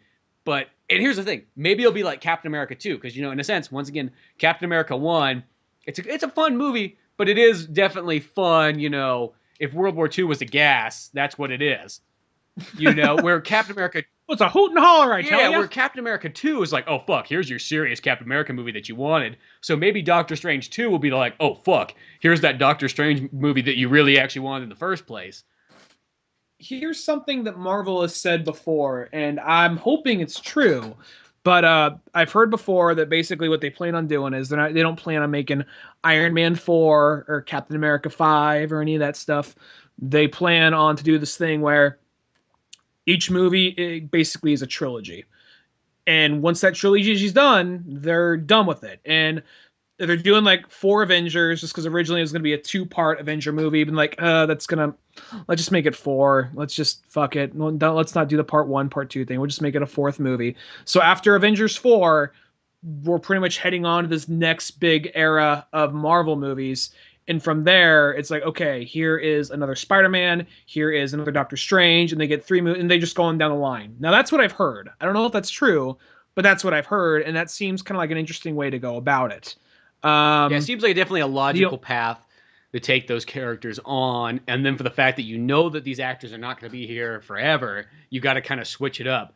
Because I feel that's almost like, by that standard, I feel, well, let's say once the Avengers series dies, or, you know, goes away, I feel the next character will be like, well, here's fucking Ant-Man, here's Falcon, here's Doctor Strange, here's Spider-Man, that's your new Avengers. Because now it's their time for their trilogy. Well, I heard that, I mean, they apparently said, and who knows, people boldly fucking lied and this kind of shit before, but they said that, yeah, we're not doing another Avengers movie after 4. That is the last Avengers movie. But I'm wondering if it comes out and they say, we didn't say nothing about the Young Avengers or West Coast Avengers. I'm wondering if they'll do something like that, or if it's going to be like just focusing on some other team, maybe. I'm assuming it's going to be another team thing. I feel like that's what's going to happen. Is over time they're going to flip-flop it, and then probably what they'll do is after they flip-flopped it for a bit, they'll wait a while, and then by Avengers like 6, it's like, oh fuck, well guess what's happening in this one? Robert Downey Jr. is coming back, and then they can get like this huge amp back up again. You know, take away a couple of those characters for maybe a movie or two, and then have them come back. It's just like wrestling, you know what I mean? It's like The Rock goes away, and then 5 years later, you put him back on WrestleMania again, and it's the biggest fucking show. You know what I mean? And you can do that till the end of time. I mean, look at every time Hulk Hogan goes back, everybody fucking wants to be there again. And I feel that's... I could actually... And I think that's the same thing with Avengers. After a while, we'll have the guys retire, but then you bring them back, and then it doesn't matter. You'll have fucking Robert Downey Jr. come out in a fucking wheelchair. People are like, oh, fuck, it's Robert Downey Jr. Like, put him in the suit. He'll be in the suit. He'll be a wheelchair suit, but he'll be in it. Just Iron Man, just a little hoverboard suit. Just, No, I was actually thinking by that point, they could just probably CG someone. Because they're kind of getting there. Like, we've already CG'd Robert Downey Jr., you know, Jeff Bridges, fucking, what's his name? Michael Douglas. So, you know what I mean? Yeah. We're getting close. All Robert Downey Jr. has to do is sit in his wheelchair and talk. Why am I in a fucking wheelchair? Well, I don't know. It's just how old people are. It's just you're in a wheelchair, you're decrepit. I'm only 50 now. He's like, I still realistically got a lot of life left. Yeah, maybe. No, no, I'm kind of wondering the way that, but going back to Doctor Strange for a minute, it almost seems like, because I'm looking at just what they have the rights for, and who knows, maybe they might get Fantastic Four back, or they might get X-Men back eventually. I don't know, maybe down the line. But if this is all they have right now, then I'm thinking about who's the big bad going to be. It almost seems like they're setting up Dormammu to be the next big like head villain, because he is the only one on a Thanos level. Well, yeah, I know, because once you get Thanos, it's like, fuck, now they need something to top that as far as time goes on. It's like Dragon Ball Z. It's like they're going to have to keep topping themselves over and over and over. You know? Mm-hmm. So I'm wondering, I would really like it to be the Hood, which is basically, he was the villain to the New Avengers for a while, and he was like this young, very pretentious, like sort of punk rock sorcerer. He had like, I don't know, it's like sometimes you throw some shit together that makes no sense. It'd be kind of cool, but he walks around like in a suit. He has a red hood and he has like 2 guns. Huh. And it's like, I know he's a sorcerer, and I know that's a weird combination, but at some point, sounds kind of cool. I don't know if he got the Aya Agamotto or if he got something else, because for a little bit, Doctor Strange was a member of the New Avengers, but he ended up like, this dude did something to like curse himself. And he was generally a good-looking guy, and he just turned into this weird his face turned into this weird monster with all these jagged teeth. He's becoming more powerful, but it came at a big cost, and he always wear this red hood. Huh. So I was hoping they'll get like a character, like they'll lead up to him or something. Well, that sounds like an interesting one. You know, one thing about Doctor Strange I was really glad to see is finally, like, they're kind of like after the credit scenes were actually 2 really good ones. You know, because for a while there, it's kind of like they were great, and then all of a sudden they started getting the ones where it's just like they were just kind of dumb. They were like throwaway scenes. It was like, what the fuck? That's supposed to, like, that was like one of the coolest things, is like you knew that this would give you that next lead up to whatever movie's coming next, you know? And this one was like, boom, it's like there's Thor, even though he looks fucking tiny and shriveled. That's why he's wearing like that baggy jacket, I think. But it's like you kind of look at him, he's like, somebody's not feeding Thor. What the fuck is going on? I feel like it's one of those things where it's like, it's kind of like, wait, you got we're because I think they haven't started filming anything for Thor. Actually, they probably just got done. Well, filming that scene Thor. was probably filmed way before, or way earlier on. Yeah. It was probably in the can before they even got close to starting Ragnarok. So it was just there because you just see him walk in and it's just like his head's kind of big, but then you're just like, man, you could tell that. And I know he was in that movie. I almost want to say it was, you know, almost last year by now, but where I didn't see it, but everybody's like, oh fuck, Chris Hemsworth's tiny as fuck in that movie. Mm-hmm. So it's probably something like that, which I get. And like, yeah, so they're leading into like, I'm wondering if it's, I doubt Doctor Strange will actually, maybe he'll have like a quick cameo or a quick scene, but I doubt he'll actually be in Ragnarok. Like, oh, that sorcerer in New York gave me this or whatever, you know. Who knows? He might be in it a lot, but we are reaching that point now. It started with Ant-Man, because for a while, I mean, people would complain about, well, not people, but like, actually, I think you get it on both sides. I'm sorry, I'm not even finishing my thought before I even say it. You would get people complaining about, they're just leading up to the next movie. That's all these cameos are. They're just leading up to the next movie, which that always annoyed me, because in the comics, when they came across some like thug or some villain, or it wasn't just miscellaneous villain, it's like, oh wow, he's going against, like, you know, a character from that from the Marvel universe or DC universe. That's who would they come across. Or it would be no big deal if Batman went over to Central City to ask Flash some advice on, like, you know, speed related things to stop some new villain he's going against. That's not out of that net. That's not a big deal if that happens. But people make it to be like, as if it's some big, oh, they're just like getting us prepped up for the next thing. That's all that's there for. I'm like, no, I think that's cool. They're actually letting you know it's the same world. And I think the first one to really, hey, just throw this in there, it's like, oh wow, that's Falcon. He has actually not just a quick little bump shoulders with him. He has a scene with Falcon, like a battle scene with Falcon and Ant-Man. Yeah, and I feel like in Doctor Strange or in Thor Ragnarok, if Doctor Strange's in it, I bet you he'll be kind of like that. Like he'll have a 5-minute scene. You know what I mean? Not like a quick like, oh, there's Doctor Strange over there, and like that's it. But no, he'll be maybe not a fight, but he'll be in there for at least a good talky moment or something like that. Because I'm assuming he'll probably be the character to be in that one. And they're saying, like, another thing about Thor Ragnarok is it's not like just, oh, it's Thor. Thor and Hulk. It's a Thor and Hulk movie. And that's almost kind of what brought me in, because I was like, I like Thor, but I really like the Hulk. And then they're just like, fucking Hulk's in this? They're adding in elements of Planet Hulk? Oh, I'm fucking there. Well, it's one of those ones like, Thor is actually one of my favorite characters of the Avengers, but as far as the movies go, he's almost got like the weakest movies of them. It's not that they're bad. They're still pretty darn good, but they're not treated as good as they should be. That's kind of how I always felt. And sometimes then you also, it's kind of, they got the worst relatable character pop culture shoved into them than Kat Dennings, who's not a bad actress, but in Thor, both of them, you thought that Thor 2, it's like, oh, they'll finally tone her down. That's like, no, she's almost just as bad, if not worse, in the second one. And then there's a second, then there's like the Kat Dennings man in there too. So it's like now you got two of them to deal with. But I mean, overall, they're still fun movies, but they're not up to par as with, something like, I would say, Captain America, or even, Ant-Man and Avengers and some of that other stuff. Still fun, but not as good. I don't know. Maybe Ragnarok might be the one where they finally just get them totally dialed in. I feel this Thor's always been missing that one extra element. That and another thing, too, it's like they always find a way to, like, let's get him back to, like, a cafe or something like that. It's like, no. Thor, like, the only time he should be on Earth is when he's hanging out with his buddies of the Avengers. But I think when you're going to do a Thor-only movie, it's like, keep him in his world, because that's what makes him different and cool. And, it's okay if he goes back and forth, but make it like the majority of the movie actually take place in his world, because that's the whole reason why it's a Thor movie, not like a Thor and the Avengers movie. Well, it is kind of weird, because, like, Thor 1 ends with, we're stranded here, but we'll find a way back. Avengers, we're found a way back. How'd you get back? Don't fucking worry about it. And then we get to Thor 2, and he's like, hey, what's up? And then she's like, oh, you left again. Like, I'm sorry. And then he's living there with her in Thor 2. Just like, yeah, it implies that he's going to live with her now. Like, oh, cool. So he's going to live on Earth. And then end of Avengers 2, maybe he's just going, like, on some other space. Yeah, that's what's happening. He's going to look for the Infinity Stones. Yeah, that's what he's doing. He leaves at the end of. So it's always kind of like he's always bouncing around. And then he's back in, he's back in Earth in in Doctor Strange. Yeah. So it's kind of like one of the. I don't know.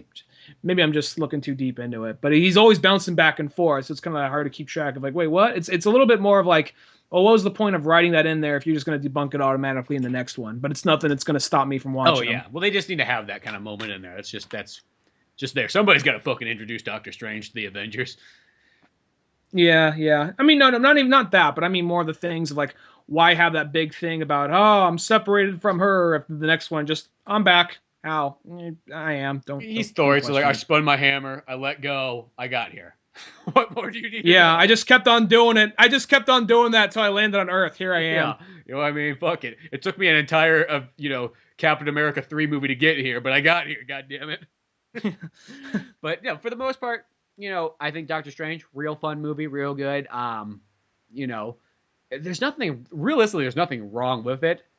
I don't think it blew me away as much as it could have, but it's still a fun movie. I think it's like, it's like a mid-range movie, I would probably say, out of all like the other Marvel movies, not Captain America 2 or 3 amazing, not maybe, I don't know, better, maybe, I don't know. So it's a weird one to say. I was gonna say maybe better than Thor, but I'm actually not too sure because I like Thor the character so much too. It's a weird thing. One I know Marvel's doing pretty good. I mean, my dad, depending on the character, he'll like roll his eyes, like saying, "Oh, that's this comic book shit, whatever." But like every so often, like, because he's not going to see any Marvel movie, but depending on the movie, he might be interested in. And he was interested in seeing Doctor Strange. And it was like the two weirdest reasons why he wanted to see it. And he's like, it has one is they both really surprised me. My dad kind of found out, he saw like Serenity like on HBO. He's like, that's a really good movie. It feels like there's some missing information, but it's a really good movie. Like, oh, Dad, it's this whole show. Here it is. And he fucking loves the show. And then, so then he sees the guy. He's like, that's the bad guy from Serenity. I'm kind of curious. That's the main reason.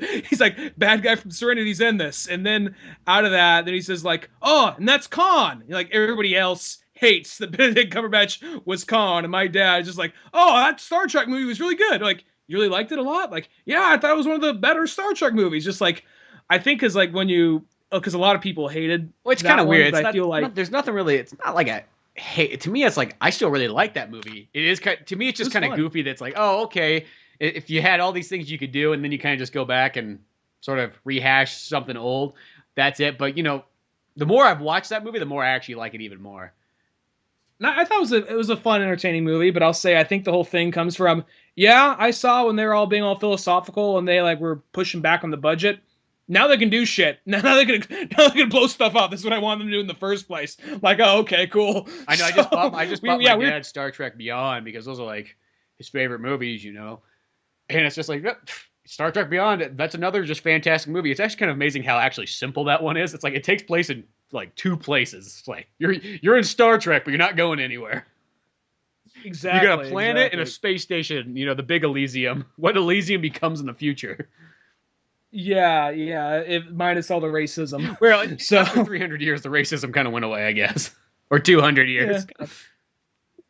I will say that movie seems kind of like they took like one of the like coolest actors that's working right now, and they made him look like a fucking cactus. But whatever. Yeah, whatever. You still get him in a movie. You still give it a movie. It's not the end of the world. I just thought he seemed a little underused. I mean, I'm not going to let the movie. I'm not going to let that kill the movie for me, but I thought, like, you got Idris Elba, you underused him. He could have been so much more sinister or so much more scarier, but whatever. No, it's still a pretty darn fun movie. Still a fun movie. Yeah. You know what actually is another movie I finally sat down and watched? I had it sitting looking at me forever. Like everything else I have. I just surround myself in things that I don't have time to do, and they just look at me. But since I was in that marathon before, it was like it's been a long marathon. It's been one of those like month-long marathons where like you watch something like every like 5 or 6 days, then you watch the next one, kind of like I guess like the old man marathon. Not like when you're a kid and you watch it all in one weekend. You like space it out.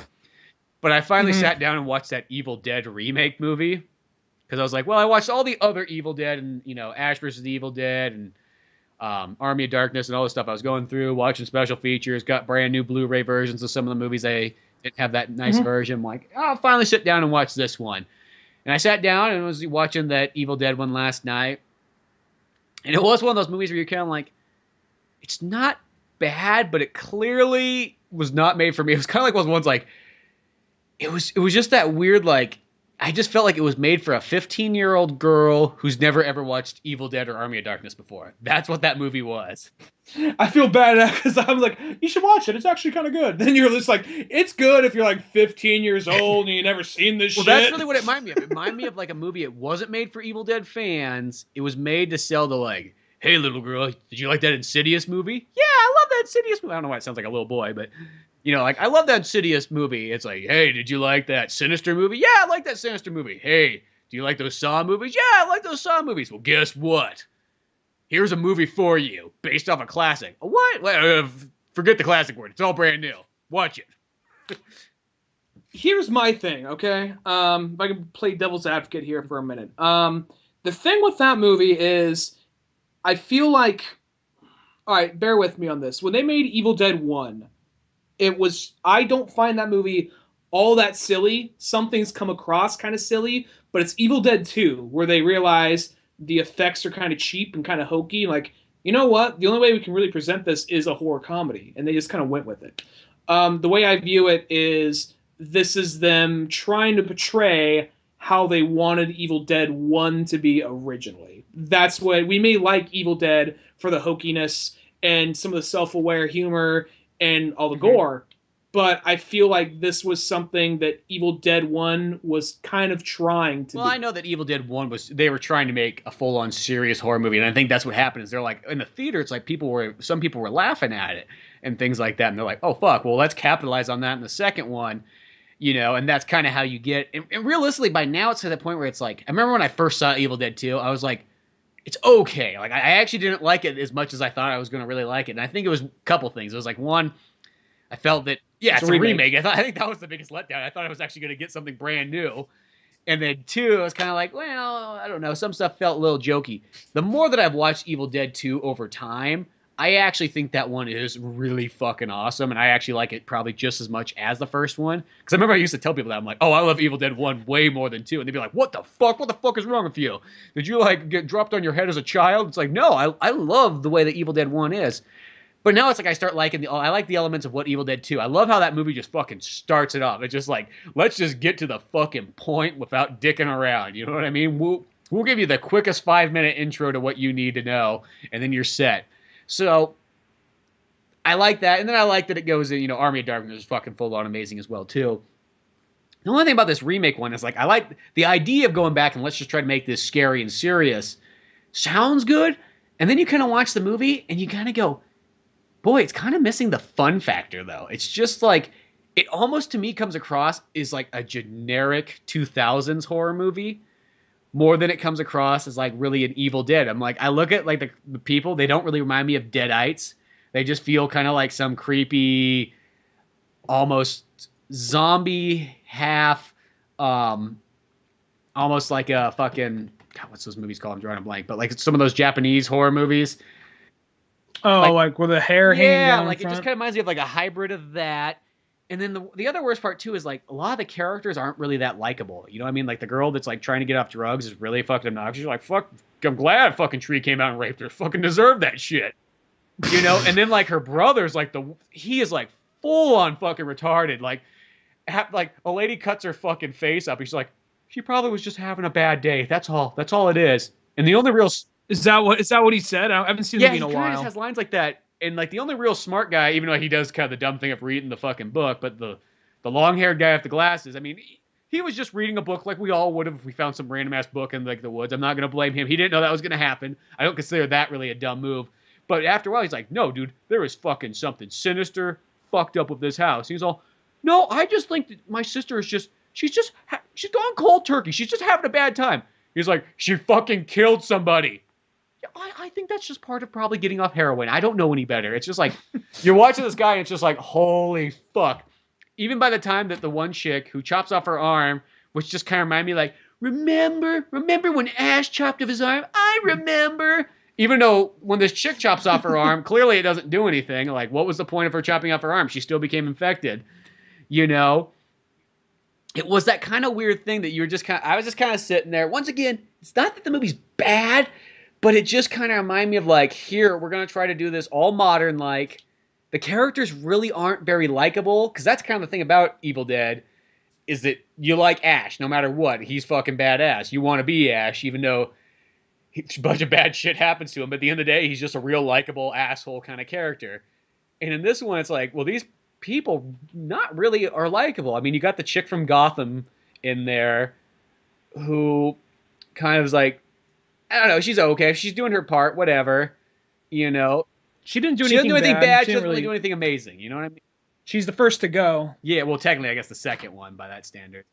Who wouldn't prefer her? Because wasn't she the first one to go? Well, no, she's still she comes out alive. She comes out alive, but she's really the one that starts it all. But yeah, I don't know. It's just one of those ones. Like I kind of sat there and it was just like, yeah, I thought I'd actually like it more than I did. But it reminded me, I was like, oh, this is exactly how I thought this movie was going to turn out when I didn't see it in theaters. It was just one of those ones where. Oh, I'll say that. Here's the thing. So, I guess I liked it a little bit more than you. I haven't seen it in a while, but when I rented it from Redbox years ago, it was one of those movies where I was surprised that I liked it more than I thought I would. I wasn't blown away, but I was surprised. And it was one of those things where I kind of saw what they're trying to do. I guess when you're bringing up certain things with the brother, the brother was fucking retarded. And it was even at the very end, he's like, okay, I'm going to finally end this. And the long hair guy's like, good, finally, I'm fucking dying here because of your stupid lame ass. And he's like, okay, I'm going to do it. I'm going to burn them all. And he's like, I can't do it. It's like, oh, Jesus fucking Christ. I'm going to go outside and bury her. And then, of course, that kills the other guy. So at the end of the day, it's like the brother realistically killed all 4 of his friends. And then, yeah, his sister survived, but it felt like, okay, kids, if you need to get off drugs, you pretty much have to kill your entire friends. It's the only your friends and family to get out of it, and your dog. Yeah, and some dead hooker in the woods or whatever the fuck that lady's supposed to be. Well, no, was there you mean the girl that they're tracking down? Well, the lady that gets burned in the very beginning. Oh, I don't think that was a hooker. That was like somebody else that came across the book at first. Like the opening. Like I think that's a really good opening because you're seeing this girl running away from these rednecks, and you think that oh shit, these are a bunch of cultists. They're gonna do some horrible shit to her. Then that part, it's really chilling and really fucked up, but I like it when she's all tired of the barbed wire, and then the dad's all like, he's like, sweetie, I can't let you go. Like, why, daddy? Why? Like, really believable. Like, because you killed your mother. He's like, daddy. He's like, I'll eat your soul. And all of a sudden he goes crazy, like, just starts freaking the fuck out. And they light her on fire, and she's still laughing while they're lighting her on fire. I'm like, fuck, that's a fucking way to you start a movie. Yeah, that intro is actually pretty cool. I think the other downfall too is like as the movie goes on, once again, it's missing the fun factor of what makes Evil Dead 1, 2, and 3 so good, and Ash vs. Evil Dead. Is it they didn't have any of like the funhouse kind of stuff in the house. I think that's always what kind of makes the Evil Dead. It's not just the deadites, it's the fact that everything's starting to get possessed. Even like inanimate objects and things like that. Yeah, I think that, well, the thing about this one, the remake, is I think because like the gore in Evil Dead never really was all that bad. Like, ew, maybe a little bit of gross, for, like, but time, it was more. I don't know. Even it still holds up pretty well. I was gonna. Well, I think the effects look good. I mean, the effects look good, but it doesn't have this gross. It has a little bit of a gross feeling, but doesn't have so much of a cringe vibe to it. You know what I mean? It's a little bit more of like it's a little bit more of just okay, that's, your horror film kind of violence, kind of campy. Where this one looks like it was trying to make it hurt. They're trying to make it look gross. They're trying to make it like almost like torture film-ish to a level. Like you see part of the chick's face missing, and she's walking out there with a knife. The one chick is firing like a nail gun into her own face. You know what I mean? So they're really trying to make it look way more graphic and fucked up, where the other one is like, oh, it's a spooky, scary monster, Yes, I don't know. It's just one of those ones, like, it was just missing. I don't know. There was just something. It was almost like, yeah, I'm using the word fun factor because that's sort of what I felt. It just felt like it was almost missing that, or was missing the love. And once again, it's not that it's a bad movie, and probably if you never watched The Evil Dead and you watched this at 15 years old as a girl, it's probably a great movie. I specify, like, only a fucking girl would find this scary. Well, that's just what reminds me like who it's made for. It doesn't feel like a man's movie, and it doesn't really, it's just kind of a weird one. I don't know. It's like it's one of those. I couldn't really imagine going back and watching it anytime soon. It's definitely not. It's not like the other Evil Deads where you could just throw them on at any time and watch them and really enjoy them. It's just one of those movies where it just felt like it was kind of by the numbers, It was. I get you. Like, it was one of those movies. Like I said, I enjoyed it, but I don't really.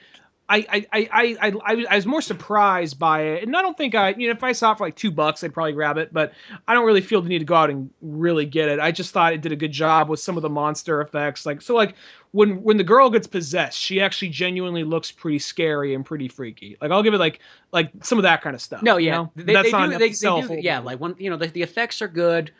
When they do go for the violence, it kind of works out pretty well. Like, it does look neat. I'm not like, that stuff's all fine and dandy. And there was a couple, cool scenes in there that were actually legitimately kind of scary. Like, the one part I thought that was good was when I think it's when the brother finally goes downstairs or whatever to get his sister because he's going to bury her. And she finally comes out of the corner and she just kind of like floats and comes towards him. I thought that looked cool. But I just felt like it was kind of like, it was one of those movies where it threw in about 5 of those, like, remember Evil Dead? Where it's like, remember when Ash cut his arm off? Yeah, I remember. Remember the cellar? Yeah, the cellar was really cool. And it just had a lot of those moments. Or like, remember the chainsaw? Yeah, I remember chainsaws. And then other than that, though, it did just try to remind me like it was not trying to be more Evil Dead. It almost had a feeling like it was actually another movie being made that just happened to feel similar to Evil Dead. I don't know. I didn't feel like I was actually watching Evil Dead as much. Once again, not saying that it was bad. And then I think just the fact that the characters weren't really that likable, I think, because that's most of the biggest thing that can turn me off from a horror movie, is if you don't have really likable characters in it, why do I care? And, what I mean? You can make up for that in like a Jason or a Freddy movie because it's like, yeah, fuck those characters. Guess what? Jason's going to come and purify them for you. Because you know what? Your hero that you're here for realistically is Jason. You're not here for these fucking campers. Mm-hmm. He's just a guy who wants to be Yeah, goddammit.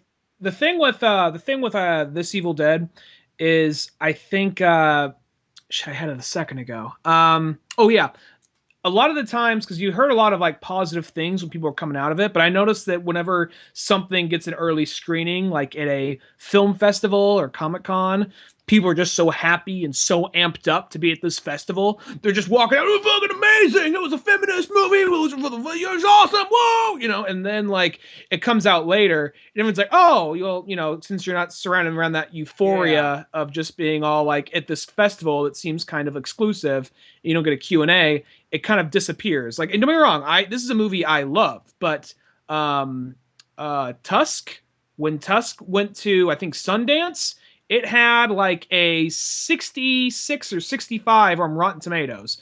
By the time it hit theaters, it was at a 25. Yeah. So, I mean, and I don't really take Rotten Tomatoes seriously, but that's just a good barometer of how the movie's generally going to be received. Mm-hmm. So, that right there was a good example. So, I think this is one of those examples, because I remember people talking about like early screenings, oh, this movie's amazing. And then it comes out, and then I hear a lot of, it's not really that good. And then like seeing it myself, I'm like, oh, it's better than I thought it would be. I mean, I don't think I've got to own it, but I enjoyed it. Well, it's kind of just weird. And you mentioned like the feminist thing. I'm like, which one? I don't really see that in it at all. It just feels like a regular horror movie. That's what people are saying, just like, because you have a girl. Well, you always have a girl here. I mean, alive. What horror movie? It's like, I'm not the one that said it. That's just what people say. Just like she's like the only survivor, and she makes it, which that's not an original thing. But that's what people were trying to say. It's like somebody never seen a horror movie before. It's rare to have a man be the survivor. I think that's why I like Evil Dead so much, because it's like that's so fucking rare that the man is actually the main character in a horror movie. I think it's because they were trying to imply this girl as sort of the Ash for this potential franchise, and then what they were talking about was this isn't like. They're trying to present it. They're trying to do like this double whammy thing where they're presenting it as a remake, but also as a reboot at the same time, where it's kind of going by the same beats. But the next one, it would be this girl and Ash meeting and having a team up movie. And I think because they do have Ash at the very, very end after the credits. He just turns, looks at the camera, and goes, "Ruby." It's just like. Yeah, very quick, random thing. And I feel like that was just... But I think that it's almost like way too different in tone and vibe to have like, this, I mean, just look at Ash versus the Evil Dead and this movie. They don't clash well. The reason why I think that... Because, I look at Evil Dead being like my... Probably that and like the Night of the Living Dead series are like my two favorite horror movies. And, Ash versus... I think what I like about it is because it can be scary... But then it can be kind of funny. Then it can be kind of action-oriented, almost like a 80s action movie with one-liners and all kinds of stuff. And then, it has so much elements going on. It's not just, one thing. And I think that's why Evil Dead is so good. It's not... Because it's not really like, some people go, oh, it's like a horror comedy. I'm like, no, not necessarily. There's funny moments in it, but I think that it balances everything so well that you're getting this big, huge... project of a series, and that's why I think it stands out so well. That's why people like it so much, blah, blah, blah. I think that's why it trumps a lot of other fucking horror movie series, because of those elements of like, you got so much in one package.